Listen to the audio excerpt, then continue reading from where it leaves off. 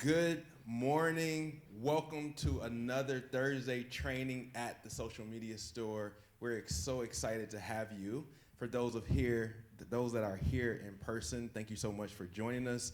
Welcome to the Social Media Store. We are so excited to be here in Detroit, able to provide top-notch training for business owners, founders, entrepreneurs. And today, we have an incredible special guest, someone who has traveled the world teaching and educating people on communication, exactly what to say, NLP, and so much more. And without further ado, I would like to introduce my good friend, Jessica Woodbeck. Thank you. Thank you. Hi, everybody. Well, welcome. Good morning, everyone. We're before noon, so we're still in the morning a.m. I'm so pumped to be here. One, this is my first time seeing the store. Who else is the first time seeing it? How cool is this space? Sun is shining in. I've seen so many photos and media, so it's really cool to be finally sitting here.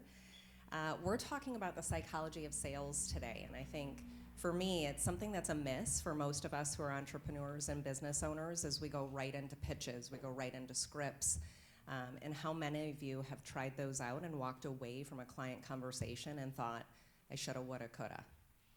You didn't get the client, you didn't get the contract, you didn't get the product sign up, and the client could have and should have chosen you, but you didn't have the right words or understand the real problem they were dealing with to bring forward the solution they needed to hear in order to hire you.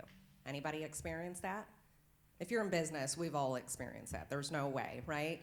So today we're going to talk about how clients actually go about hearing you and making their decision, their strategy behind the decision-making process, so that you can actually move forward in those client funnel conversations and get more deals going in a influential way rather than manipulation, right? So we're going to talk all about that. I want to tell you a little bit about me. As Rob was telling you, I'm in the American Institution of Psychology as a master practitioner in exactly what to say and neuro-linguistic programming. What that means is that I've done a lot of time and education in the neuroscience space, specifically in the neuro-linguistic programming of how the mind works and the language patterns that come out so that you can really assess where someone's at, where they're coming from, and why they're choosing what they choose. Has anybody ever been in a situation where you don't understand why a client chose the person they did or the product they did over yours? Yeah, happens to all of us. And so one of the things I've studied is what causes somebody to say yes more often with a person that doesn't have as good of a product or as good of a service that you can provide. And it's usually in our communication patterns and our ability to listen to what they're actually saying and apply the communication that they need to hear in order to choose us. So we're going to go pretty deep in those modalities so that you can have better conversations immediately after leaving here. Sound good? Cool. All right, so I have some rules up here. They're only rules because all of us are successful in our own right. You wouldn't be here if you weren't, because you already know learning more makes you better as a business owner. And so what I'm going to ask you to do is kind of picture a coffee cup, and it's filled with all the information that you already know, which is great information. It's gotten you as far as you've gotten today. I'm going to ask you to check that at the door and allow this information to fill up the coffee cup. And then as you leave, you can either add back in everything you knew before this and chuck what we learned here today, or you'll have a mashup of new opportunities, tools, and resources. Cool? Okay. So what that means is relish in rookie mode. I have relished in rookie mode in almost every room I'm in, and it gives you the space to expand the mind. And that's what we're going to do here today. We're going to talk a lot about the science of the brain. We're going to talk about language patterns and how you can effectively start hearing them and using them in your pitches and in your conversations with clients.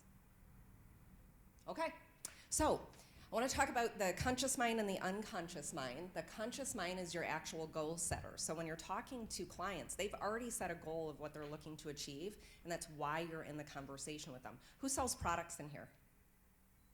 A little bit? Okay, what kind of products? Mortgages. Mortgages. Food prep. Pardon? Food prep. Food prep, awesome. And then does anybody else sell services in here? Okay, cool. So this applies to all of us. Sometimes we get a little bit twisted up with, well, you know, they're in mortgages, I'm in car sales. It's two different things. It's the same style of communication in the client's mind of how they make decisions. They have the same strategy of how they buy a car or how they buy their meal prep. It's the same stuff. So this applies to everything. And so the conscious mind is their goal setter, just like it is yours. This is the desired behavior. We've all goal set. We've all put out, ideas into fruition of what we want. And then sometimes we hit those things and sometimes we don't, right? And that's because your unconscious mind is the goal getter. And what that means is it actually aligns with your real behavior. And if you're not clear on what the goal is that you're going to go set and who you need to be in order to achieve it, your unconscious mind doesn't know how to behave in that way. We're going to talk a little bit deeper about that. Whoa. The screen is so cool, Rob. Sorry, guys. All right, and so I want to bring that forward too. Excellence is not something we wake up and we are. And oftentimes you hear a lot on social media like excellence is the baseline and things like that. It's an actual habit.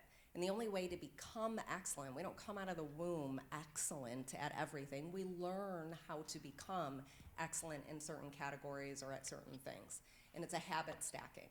And so today I want you to take that with you as we go through the modalities of how you can habit stack new patterns, new neural pathways to be a different way with your clients in order to achieve excellent outcomes. So that kind of goes back to the coffee methodology I was telling you about earlier, is we're going to pour that coffee cup out so that you have new habits, new opportunities to create new neural pathways so that you can have bigger, better results. Cool? All right.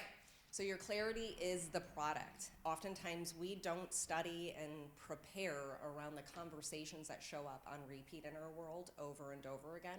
We think because we've done it well for a while, we don't really need to practice that anymore. But the more you prepare, the more clear you are, which brings confidence. And confidence changes how you have conversations, and conversations change the results that you get.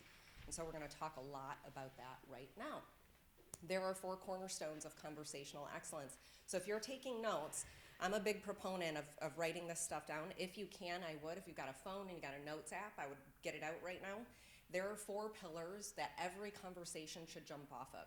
When you're in preparation, when you're looking to master your sales funnel, you're looking to take a conversation to a closing, to a purchase, these 4 pillars will allow you to do that succinctly every single time.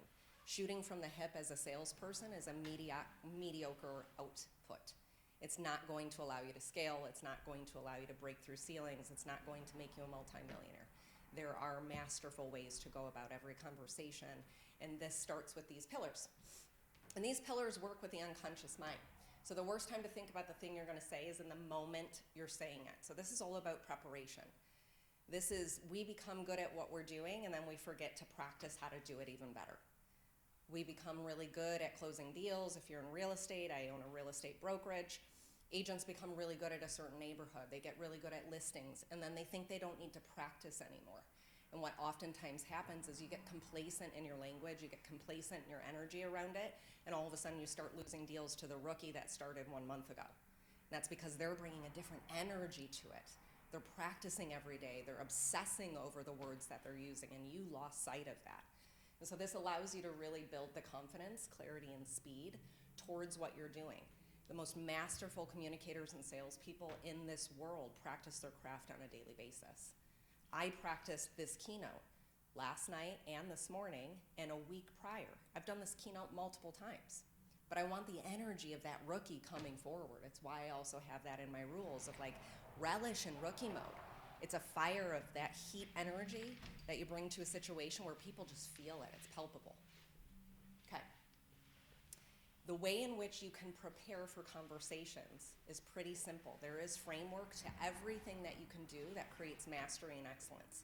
So the way in which you prepare for conversations is really isolating what is a critical conversation. The way I define a critical conversation is this is a conversation in your sales work, in your work as an entrepreneur and business person that is on repeat, that if you would just put a little more thought into it a little more often, you'd have a better outcome. That's a critical conversation. So at home, what that sounds like, what's for dinner? Does everybody get that question at least once a day? It at least pops up in your mind. A kid asks, a spouse asks, a friend asks, hey, what's for dinner? It's a critical conversation. This is something that we overlook every day, all day long. No one prepares around it, and it causes more friction than it causes solutions. And so we can prepare around a conversation like that, just like we can prepare around a listing appointment or a coaching call or a consulting gig. We should prepare around these normal things that come up. The other way is common objections. We're a big fan at exactly what to say of putting the elephant in the room. Objections are meant for one reason only. What is that? Go back to like movies in your head when a lawyer stands up and says, "Objection!" What is it to do? Interrupt. Yeah, disrupt what's going on, right? They're losing control. They want to disrupt the opponent. And so it's no different for our clients.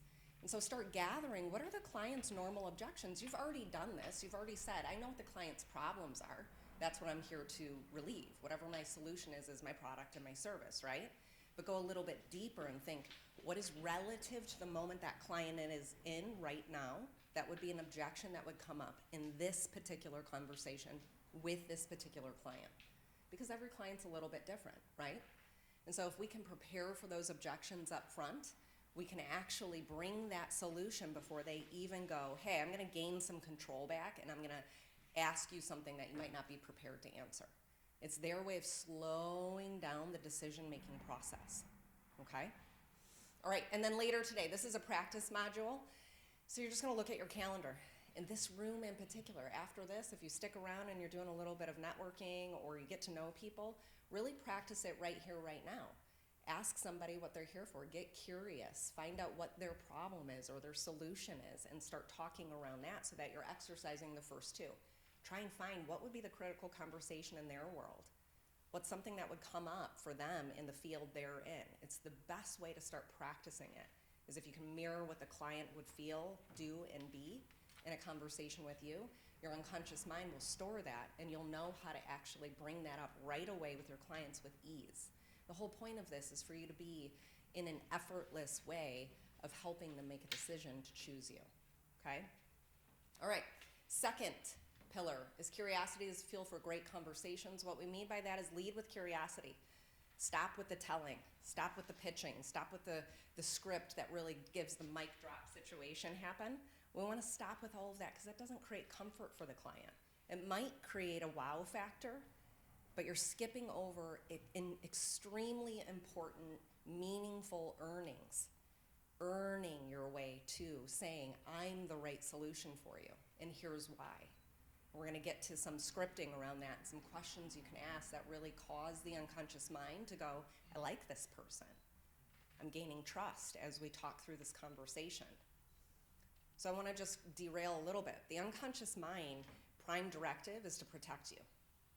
And so that's why when you're talking to a salesperson, that salesperson either feels good to you or feels icky.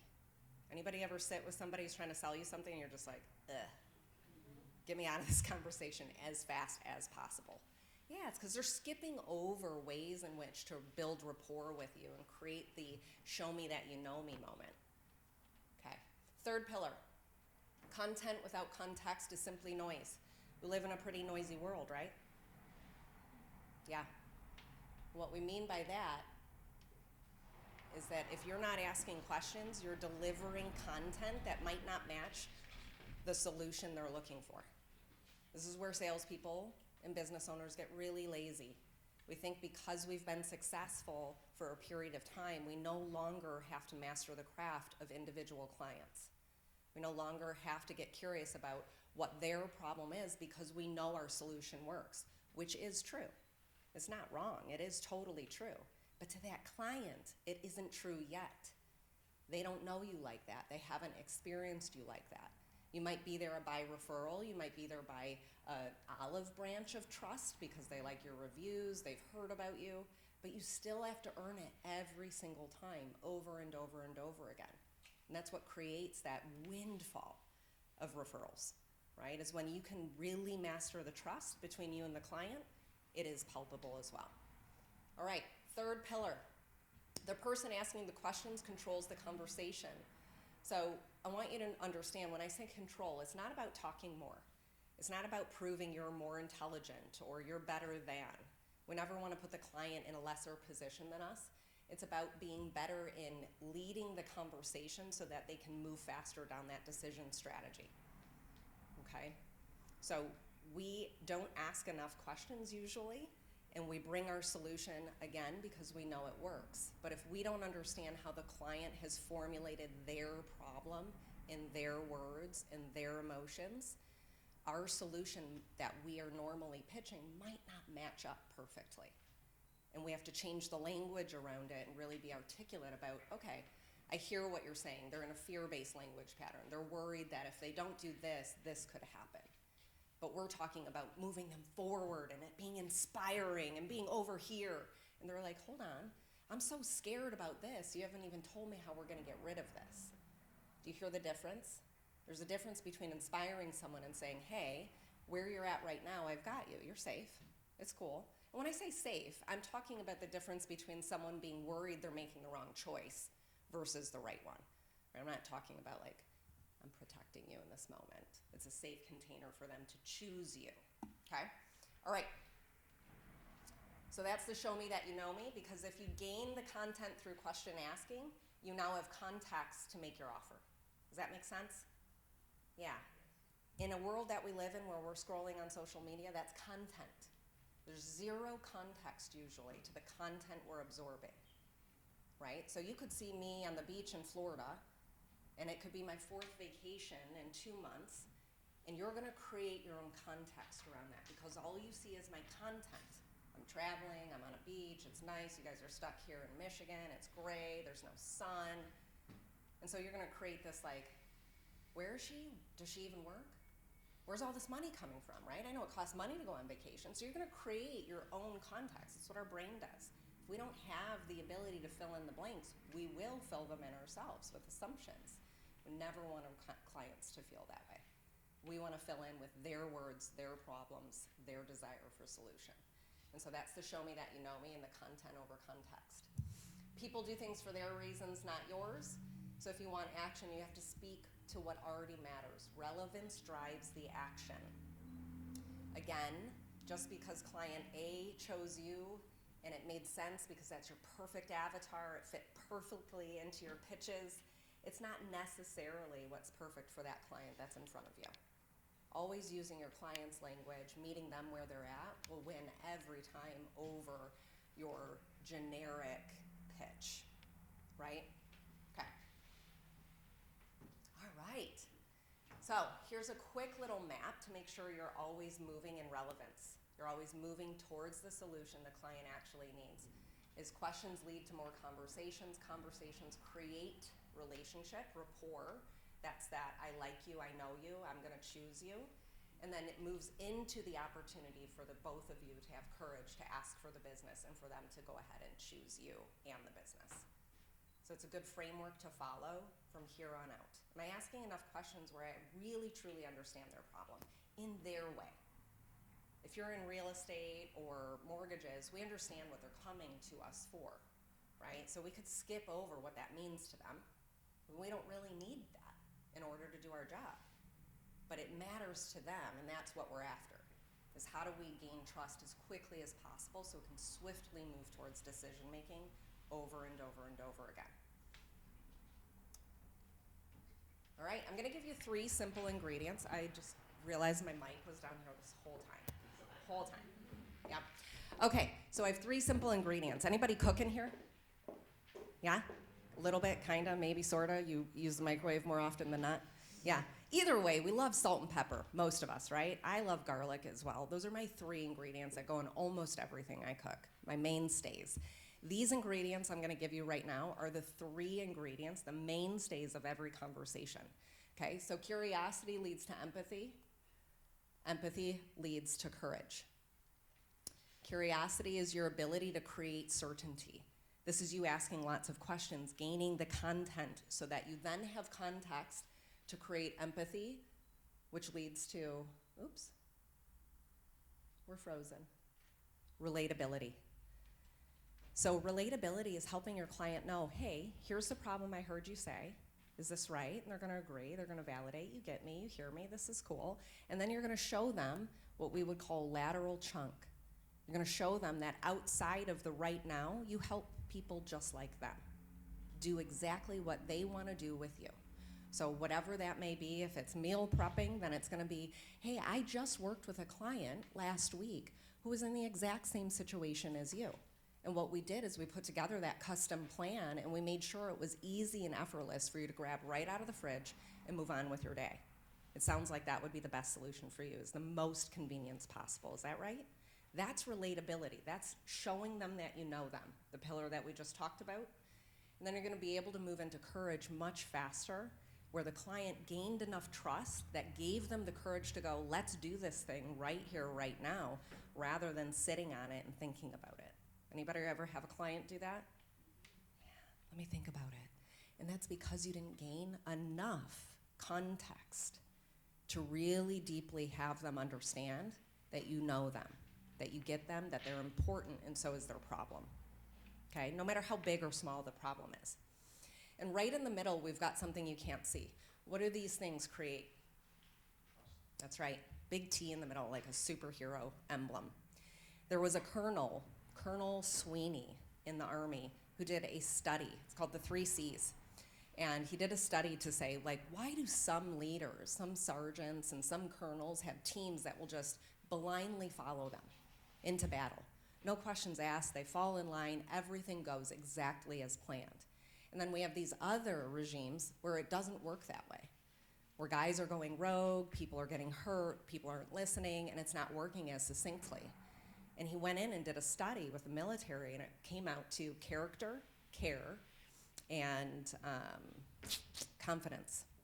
So if the leader didn't have the confidence and sound competent, and they didn't have the character for them to go, you're high integrity, I trust you, and then the care to say, I care about your life, and I'm going to protect you, and that's why we have these rules, this is why you're going to follow my way, that's what would cause the entire group to not move forward. And so at the end of the day, it boiled all the way down to trust. Without that, people don't feel safe enough to move forward under anybody's leadership. And as business owners, we're leading people. Yes or yes? Yeah. And so you really have to understand, is my leadership in check where somebody can see my character, see my competency, and see that I care so that they can choose that they trust me. At the end of the day, if you get to a no at the end of your pitch, your cycle, your conversation, I promise you, you haven't dug deep enough. That's all it is. It's not because you're not the best. It's because you haven't hit the mark on them feeling like, I can trust you. You get me. You see me. You spent enough time going through that with me.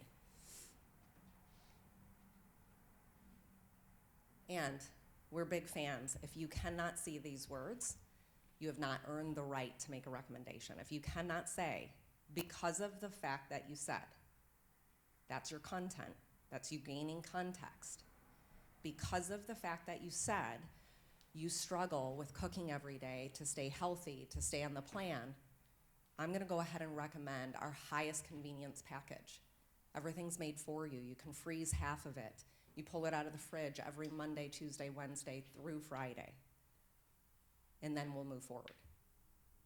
Sales is earning the right to make a recommendation. And us in business, we often lose sight of the fact that without earning that right, we're just pitching people. And we're not hitting the 3 C's. We're not using the simple ingredients to show people, hey, I got into the business I'm in, whatever that may be for any one of you, to take care of others, to do something that I believe I could do better than anybody else. I have value there. And your value can't be seen if you can't gain trust, because the client's looking at you like this. Are they going to try and take advantage of me? Everyone has bad experiences. Everyone can read and see things happening online. And so they really want to know they're making a good choice about you, not about your product, about you. Okay, we're going to move into how you can then gain agreement. So hierarchy of ideas comes from NLP. And it allows you to have more of an abstract understanding of the language somebody is using. And so if you want to gain great agreement, you can't go down into the dirty details, because your dirty details are not going to match theirs. Everybody has different processes, different ways of thinking about things. It's no different than how you get ready in the morning is not the way she gets ready in the morning. The way I get ready in the morning is different than how Rob gets ready in the morning, but we both get ready, right? And so if I were to go down into the details immediately with Rob and say like, hey, this is how we're getting ready in the morning. We're gonna do these steps, 12 of them before we leave the house. He's gonna be like, girl, I don't do any of that. What are you talking about? But yet we both are saying the same thing. So that's where hierarchy of ideas comes into play to gain agreement as salespeople or as business people and entrepreneurs, is we wanna chunk up. We wanna go into more of a big picture. So with your clients, you're never gonna use the words chunk up. That's for you to know. That's a terminology of neuro-linguistic programming. You're gonna say big picture. Hey, I wanna go big picture with you right now. That signals to the brain, okay, I'm gonna start visualizing what you're saying. It's no different than when we were children. What was the beginning line to stories that people told us? Once upon a time. And it triggers that unconscious mind to create an image. And the beautiful thing about clients, when they create images that you help them create, they cannot unsee it. Once they see it, they can't unsee it. And so that is your ability to go, cool, now we've created this image, the image you want, the image I can deliver, and now we can chunk down to how we're gonna get there together if necessary, which means we're gonna go into the details. We're gonna get specific. So specificity is chunking down. That's where you're going to get specific and distinct. That's the difference between you and me, how we do it versus they do it, how we are gonna do it together. This is your processes, your systems, and your next steps. And if you haven't gained agreement and you get into the distinction of chunking down, is everybody with me? You feeling me? Okay, cool. These are big concepts that I'm really working myself on, doing these kind of lateral chunks so that it's easier to bite size. So when you chunk down, if you see their face, their body, their language that they're not using, going, I'm not following you, I'm not in agreement with you, you're losing me. That's when you go, you know what, let's go big picture. Let's go back to the big picture. Remember when we talked about this and you said you want that, and this is what it looks like, and this is what it sounds like. You take them right back up there, gaining agreement again, and then go into your curiosity leading questions rather than dictating the distinction of specificity. So you'll say things like, you know, it would be super helpful. Can you share with me what that looks like today? How are you doing that today? How are you meal prepping today? Well, I'm not. When was the last time you meal prepped? Well, I never have. Okay, well, how do you feed yourself every day? And you're trying to gain more content from them so that you can bring context to how you guys are gonna work together. Go ahead. Do you have to chunk down to chunk up? Like, you know what I'm saying? No, that's a great question. So what you wanna do almost always is with new people especially, chunk up. You wanna stay in the gaining of agreement. If you are ever in an opposing conversation, let's say you get into a political conversation, and I'll give you an example of where you don't wanna chunk down, and you're in an argumentative, even if it's just bantering and things like that, and you know that it's headed towards a direction where there's disagreement, you chunk up again. So I would stay in the chunk up until you've gained enough agreement where you feel safe enough to go, okay, cool, so this is what it'll look like. Steps. So you give them basically like as they ask questions for clarity, then you start to chunk down slowly. Yep, exactly. Yeah, you validate their desire and you'll see it. That's an exact perfect situation where you'll see, okay, cool, I've gained enough agreement. They're ready for, okay, what does this look like then? How do we do it? That's the how, right? Cool. All right, everyone feel good about this one? Okay, this comes from, yeah, go ahead. Yeah, please.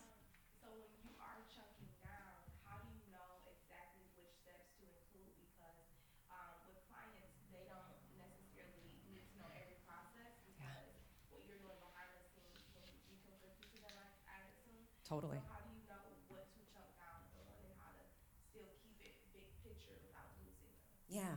So it is my personal philosophy to never, unless they go there, unless you're talking to someone like me that's a high operator. And so I'm like, when's the cleaning crew coming in? When are we doing these things? I want to know about the dirty details like that. You're going to keep your back end process to yourself.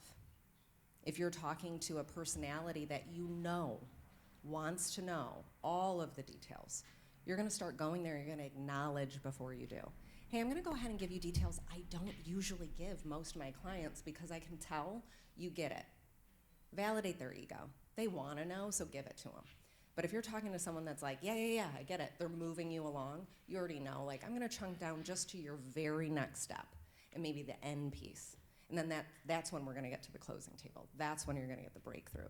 That's when the podcast is gonna go viral, right? So be mindful of that. I'm somebody where I don't want details unless I ask for them. I don't want you to bring me A through Z. You're driving to work and turning right at a stop sign, and then you're going on the freeway, and then you're gonna get to work, and then you sat in the carport for 29 hours, and then you came into the office, and then before you got to your office, you had got-a-minute questions that came your way, and then you got to work on this project that we're now working on together. I don't want those details. I want you to say, I just got here 5 minutes ago, and I'm jumping into it right now. That's it. That's all I want. And if I want more, I'll ask for more. And so it is important during this whole process, you're gonna gain in the ingredients part, you're gonna gain through curiosity the context of, does this person want detail? Is that an agreeable situation? Does that make sense for them? And you can always ask, hey, do you wanna know every step of the way where we're headed? Yes, I do. Okay, would it be best if I give that to you in bite size? You can do that too if you're uncertain. They'll tell you, yeah. Cool. All right, so Milton model, I just want to talk about where this comes from so that if you have any desire to geek out on this, that like I do, Milton model is from Milton Erickson. He's a hypnotherapist. He's renowned in that space. There are many, many books created on how he creates language pattern of suggestion. And so this is less about telling somebody what to do. The Milton model is the chunk up. This is in the abstract, generic piece of it. It might sound something like, I have 3 kids. I'll say to my son, hey, it looks like you're getting really sleepy. Are you feeling tired right now? Yes, I am. Okay, that's a suggestion of the truth. I'm not telling him, hey, you're tired, it's time for bed. My son would not respond really well to that. Out of absolute, no way, Mom, you can't tell me what to do, he'll be like, no, I'm not tired, as he's like passing out on the couch. So I have to make suggestions that he might be tired. That's Milton model. That's putting somebody in the opportunity of feeling like they're in control and being able to say, yes, I agree with you. And a lot of times our clients really need that. They really need you to go, hey, would it be helpful if I shared with you how my client Susie was just going through the same exact thing that you are, or just experienced the same moment we're in right now, and how we handled that here at ABC Company. And they'll be like, yeah, that would be really great. And then you get to go into testimonies, and they get to ask questions about Susie, because sometimes it's really hard for clients to be vulnerable and tell you exactly what they're going through and what they're feeling, but they could ask questions about Susie and what she's going through and how she felt. Does that make sense? Cool. All right, and then the meta model is the chunk down. Meta model is your way of getting specific, of getting distinct in how you're different, the process is different, and moving downward into more of a system conversation, a more particular, detailed conversation. That's the difference between the two. It's 2 different models in the hierarchy of ideas. Okay, so when our clients aren't saying yes to us, there's a couple of filters that I teach salespeople and entrepreneurs to go through. Is, what are their values? Do you know? What do they care about, is what I'm saying. And how do you know they care about it? I'll always say to people who are in business development with me, do we understand what their challenge is? And can you speak about it deeply? Yes or no? If somebody comes to us, and I'm gonna use coaching clients. I'm a breakthrough consultant, and oftentimes clients will talk up here. You know, everything's great, my life is awesome, I make great money, my company's thriving, everything's going good, I don't know. I'm just thinking maybe I could use some help. Well, what do you need help with? I really don't need help. Okay, well, help me understand what we're doing here right now. What are we looking for next? What do you not have today that if you had it today would make a massive difference for you, your work, or your people? And that's an easier way of saying, what's the problem? Because most people who live in the world of reading quotes online and following Simon Sinek and Tony Robbins, we have been trained to reprogram our brain to not say negative things a lot of the time. And especially if we're in business and running our own business, we think it's like the death of us if we ever admit it. It's hard, or I have a problem. I don't know what the solution is, and I need to go outside of me. Make sense? And so we'll say, hey, what do you care about? What's really important to you? Do you have all the things you care about, your values? And then we'll move into, what are your most important values, right? What do you do on a daily basis that's a non-negotiable? If you don't get that in the near future, what would happen? Because you really want to help prioritize where to go next. Okay, and then you move into the beliefs. So this is, again, I'm giving you opportunity to say, if I'm not getting all the yeses I want, I really need to go back to the drawing board and how I present what I do and the value that it brings and how I can meet people right where they're at. Okay, because there's always 100 of us out there, right? And I'm being frivolous. There's probably thousands. In the real estate space, it's extremely saturated. In the coaching space, the consulting space I'm in, extremely saturated. So if you know me, you probably know 10 of me. So how am I different or better for that person than anybody else? And it's because I care about these things. It's because I'm willing to go this deep with somebody or someone or something to really figure out, am I the right fit? Is my value, is my offering the right fit for you? And so when you go into beliefs, have you ever seen somebody have such a strong belief system that, their no's are emphatic? They're not just like, I don't know. They're like, no, I would never do that. They talk in universal qualifiers. Absolutely not. I'm always this way. That's belief system. And so we can't shift belief systems, and we never should attempt as business owners. We have to find a way to plug in to their belief system and make sure that we're in alignment with that. That's an integrity piece for companies. And then lastly, attitudes. Just so you know where it's coming from, you can understand your clients and really hold space for that and not allow it to be a personal effect for you, is what would cause your client to have any type of attitude. Attitudes are collections of beliefs and values around a certain subject. And so if you cross somebody's belief system, you challenge it, and you're not meeting them in their value system, they will have what kind of attitude towards what you're doing or saying? Bad. Yeah, just crappy. You ever go somewhere, maybe like Secretary of State, and you go up and you're like, why does everyone here hate their job? Why do you hate your life? Like, what is going on? I'm such a wonderful person. I'm smiling at you. I'm here to do something I have to do. But they have such a bad attitude. Somewhere in their work, their values are not being met. And it's causing them to then say, what am I doing? Which creates a bad attitude, a bad response. What do I actually believe in? What do I stand for? Why do I keep showing up here when I'm miserable and it's not meeting me and my values? And so then you get the disgruntled employee. You ever go to the post office? Oh my gosh, those people are just as unhappy. Okay, so that's where it's coming from. So if you ever have a client that gets in an attitude towards you, ask yourself, where am I not honoring their values, and where possibly have I crossed their belief system? Have I said something? Have I done something? Have I not done something? Have I not said something that would cause this? The only way for you to be empowered as a business owner is to own every outcome, every time. Every single outcome, every single time is the way you keep that power.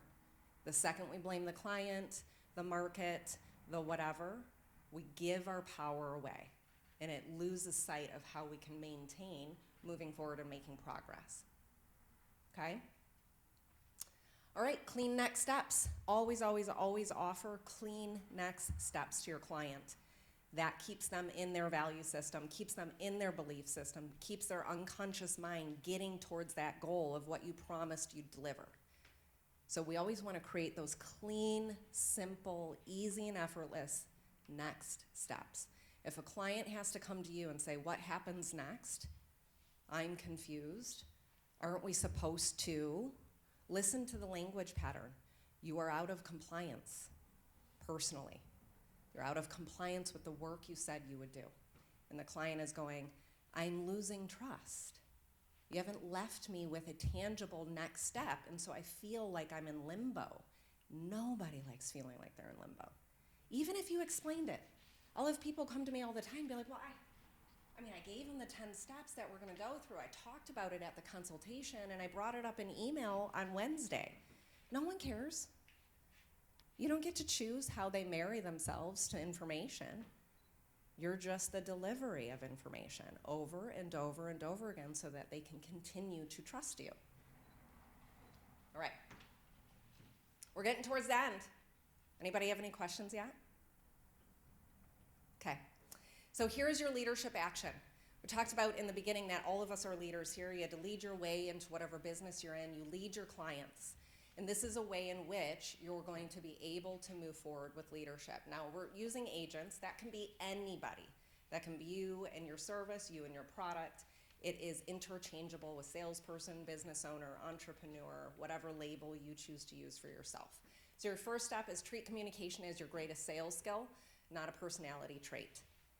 Anybody ever get into a conversation where someone's like, I just hate this type of person? It's usually, and it's unfortunate, I know some wonderful car salespeople, but it is usually that stereotypical label in somebody's mind, like, I don't want to be like a used car salesman, right? And so when you treat communication as an opportunity to get excellent at, like we talked about in the beginning, excellence is a habit, which means communication is a habit too, that you've got to build, a skill you've got to elevate over and over and over again. A lot of the things I've given you today is understanding how communication is received, because communication is only good as it is received. You can be the most masterful communicator, but if you don't care about how your message is received, it won't matter. Your words don't matter, your work doesn't matter, there is no impact to be made.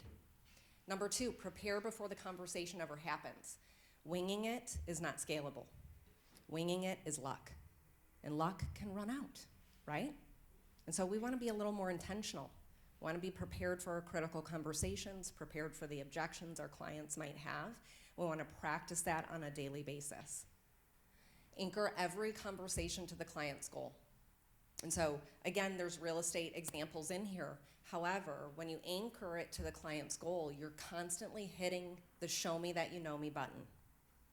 You're constantly reminding them they're important. You remember why you're in business together over and over and over again.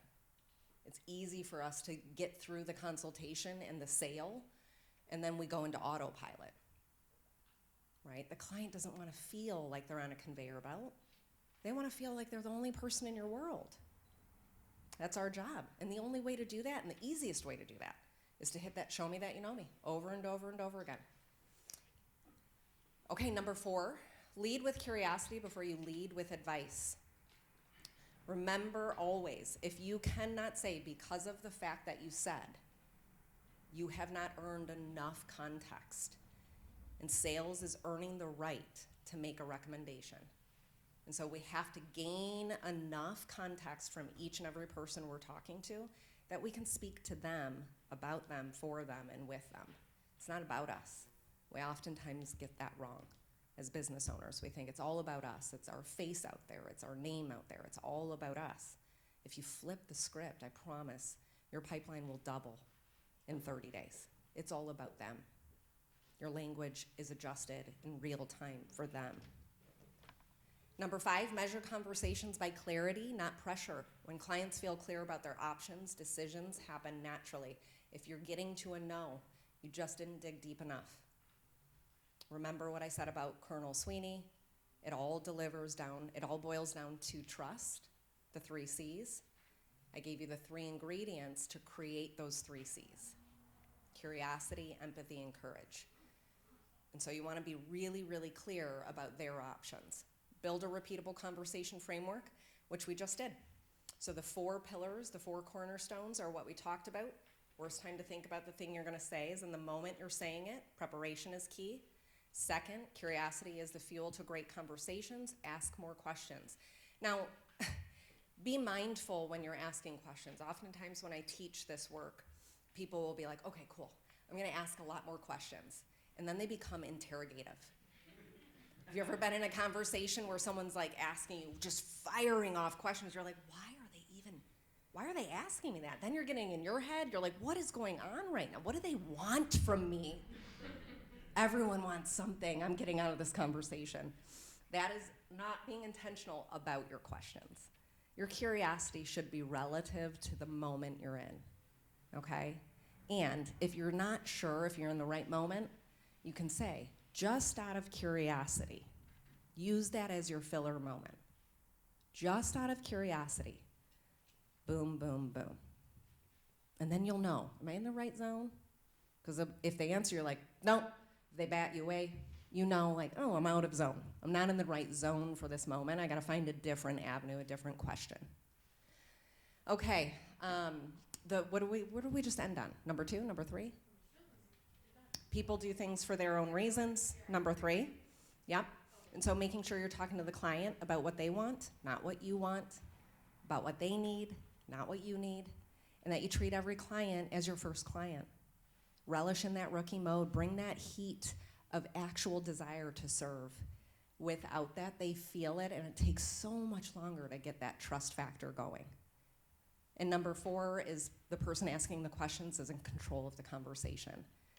I'm gonna give you one last story with that. When I met my husband, I met him on Match.com.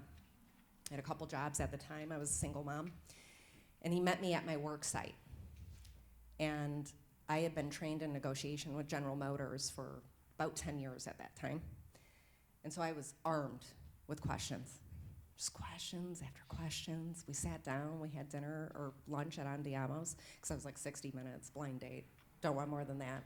Need an out, gotta go back to work. So we're sitting there, we order our food, and I'm asking him questions. I'm eating my food in between each question, asking him another question. I learned everything about that man in 60 minutes. My plate was clean. His plate hadn't even been touched. He needed a doggy bag. What do you think happened to those 2 people as they walked out of that date? One person called their mom, was like, met the person of my dreams. The other person called their mom and said, what a nice person. I think we'll be friends. People want to feel important, and curiosity lends to that, because you're gaining information about them. You're not making assumptions. I hope this was helpful today. We do have a couple of things coming up that I'd like to share with you. Jess in Session is my new Instagram. I told you I do some coaching and consulting with a company called The Integration Co. And so I would love if you guys would go follow me there. If we're not connected on my other Instagram, this is a good place. I collaborate between both of them. And on Monday, is that right? Monday we have a communication course that is about a half day.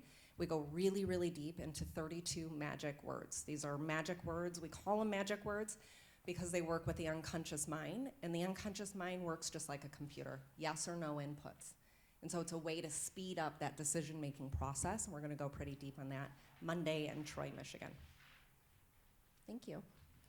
Wow, we need a clap. Let's give Jessica another round of applause. If this is your first time here, welcome. We do these trainings every Thursday. If you sign up to our website, if you haven't, thesocialmediastore1.com, you will get alerts to every training. This has been fantastic. I know I personally took so many notes. Hopefully you did too. This is practical value that you can add immediately. Like after you walk out this door, maybe you guys are emailing clients right now. Honestly, take this information and put it to work. Please spread the word. The social media store is open every single Friday as well for Follow Fridays. We're here doing content from 12 to 4. You can come in, you can podcast, you can get headshots, you can get professional photos done. Right now, complimentary. It will not be complimentary forever. So please take advantage. And anything that you're hosting, if you need a space, we're also available for that as well. Bring your team, bring your clients, treat them to photos and content. Leverage it the best way that you see fit. All right, we're gonna stick around. We love to meet, mingle, network, use the space. It's yours. Thank you so much, Jessica, for coming out. And yes, absolutely. If you guys want to be on Jessica's Scan the QR code. Stay connected to Jessica Woodbeck. She is a phenomenal, phenomenal person to be connected with. All right? All right. Thanks, everybody.